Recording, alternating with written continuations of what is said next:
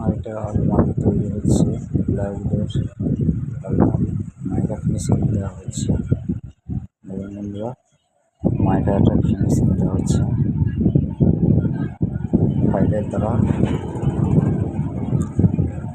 তিনটে কাঠের আলমারি, এখন কেমন হয়েছে বলুন।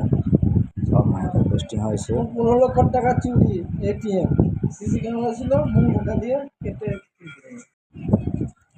ফিনিশিং দেওয়া হচ্ছে ফাইলের দ্বারা, ফিনিশিং দেওয়া হচ্ছে। এখন বন্ধুরা একটা আলমারি তৈরি হয়েছে, এটা ফুল কমপ্লিট। আলমারিটি full complete. দেখুন মাইকা পেস্টিং হয়েছে, কেমন লাগছে বলবেন কমেন্ট করে। ভালো লাগে তা লাইক করে ভিডিওটিকে শেয়ার করে কাউকে দেখার সুযোগ করে দেবেন এবং চ্যানেলটিকে